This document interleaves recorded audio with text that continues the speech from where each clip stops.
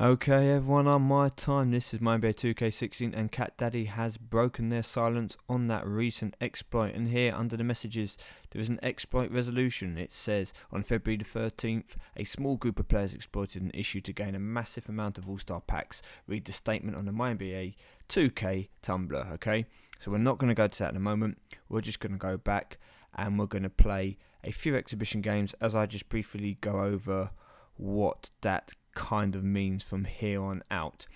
Now, it seems apparent that Cat Daddy have obviously recognised the issue and they're trying to address it.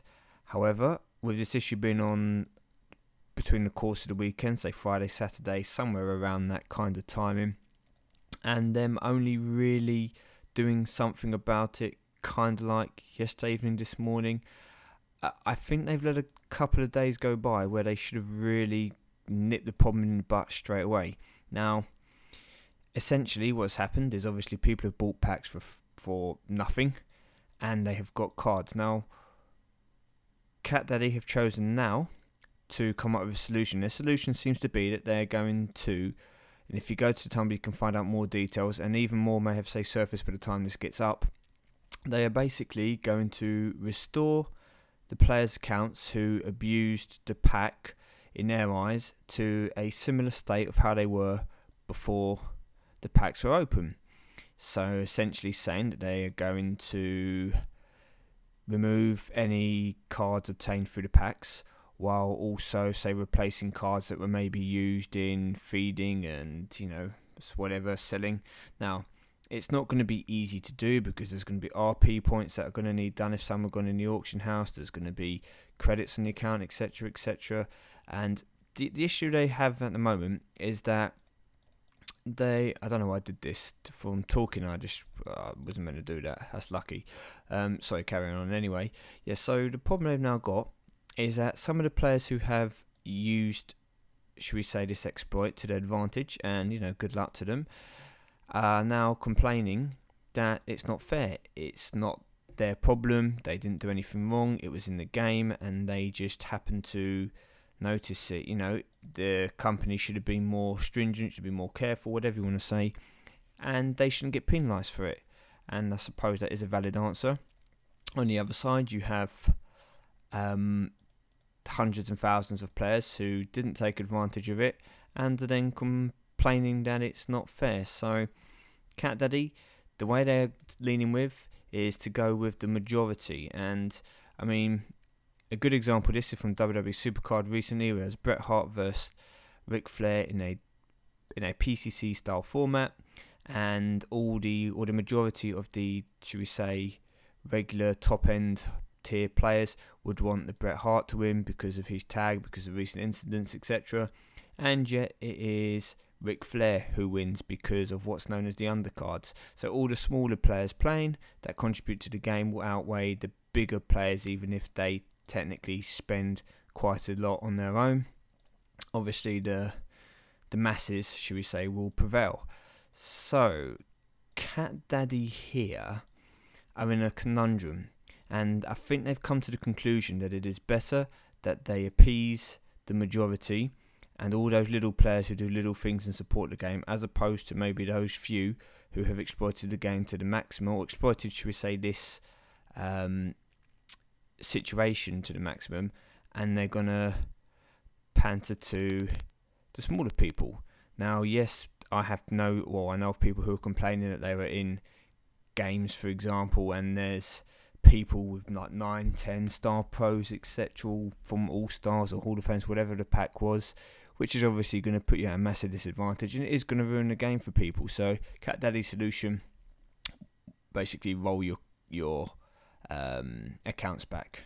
Now, my theory on this is there is a team in place at Cat Daddy to make various decisions throughout the course of their game's life. So there's different management people, different marketing people, etc., etc., and there's certain teams specified to do a certain job on games as well as the whole brand. Now, I don't know, there's not just one person sat there with this in charge of MyNBA2k16.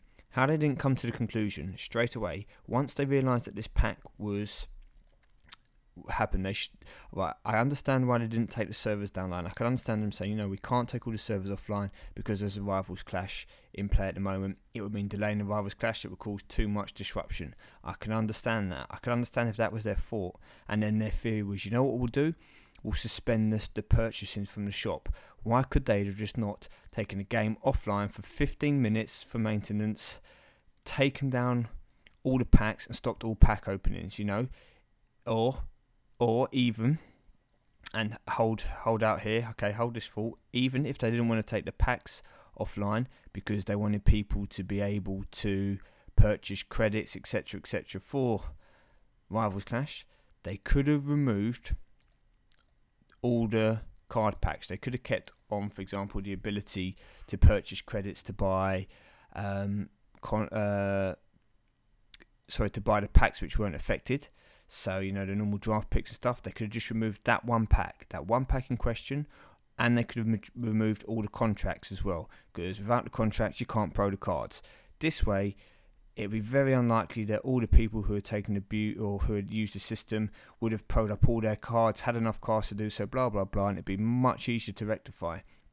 Now, by leaving it a couple of days, people have gained fodder, they've gone through the cards they need and they don't need, they started to feed them away in that, and it's now just, they've entered seasons, all this kind of thing, and it is now just got to the kind of stage where it's a huge headache. So, I don't know how somebody or a team of people couldn't work out, let's just take the packs offline, whether it's all packs, whether it's just all purchasable packs, any packs which are to do with the bug, any contracts for that, and then come out and said straight away, bang, you know what, as soon as they realised the problem, as soon as they've done it, if this was the approach they were going to take, they should have said, what we're going to do is put out a message straight now, say we know what's happened, it's an error on our behalf, we feel for the balance and fairness of the game, we're going to, anyone who's taken advantage, purchase this pack at you obviously for zero, any of your rewards are going to be taken, your decks will be rolled, your cards will be rolled back, and then on Sunday, whenever it is,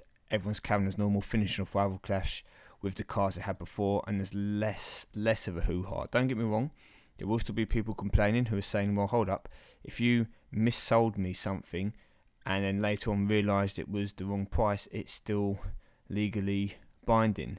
And yes, you can't falsely advertise something. You can complain to trading standards and everything if you falsely advertise a product on a shelf. If it says £2.99 and take up to the counter and they try to charge you £6.99, as long as it is priced in its original pricing and you haven't tampered with it, and there is more than one on the shelf, for example, with that price, so it can't be somebody else which has been tampering with it, etc., then legally they have to sell you what it's been priced up as. The most common example is when the barcode scanned and it says one price, and obviously the price on the sticker which the barcode was scanned from is a different price. Now, it's a bit similar here because there's no scanning, but all the packs did say whatever 100% off. I didn't see this myself, so I can't tell you exactly what they look like, but they could adopt a similar strategy and be like, you know what, because it was 100% off, that is obviously something we wouldn't be doing because we just offer it for free, hence that is the error in this thing, and that's why we're taking it all back. I'm sure they could do some kind of jargon to get around it anyway, but to leave it as long as they have before coming out with the announcement, before coming out with a solution, I think it's going to annoy a lot of people who thought that they progressed through their deck a huge amount, and obviously Cat Daddy are just going to play to, should we say, the majority of smaller punters who, aren't big spenders on their own, but obviously over the course of everyone added together will contribute to the life support of the game. So, yeah, I don't know what your guys' thoughts on this. For me, from my personal perspective, it's good because it now obviously encourages me maybe to buy packs and stuff. I wasn't going to get them based on knowing that everyone else has had or there's a lot of people that have had a big advantage, should I say, and that was going to put me out until a new tier come out and, it's maybe back to a slightly more level playing field with the rewards. Now, yeah, I am a bit more tempted to go into packs. We'll see. I'm going to just wait for a couple of days, see how this pans out, see what the feedback is, see what the game does, and then we'll see maybe about getting some packs. But I'm really interested to hear your thoughts. So that's going to be the end of this video anyway. Just my opinion on the piece, and I will see you all very soon with the next event. Take care, people.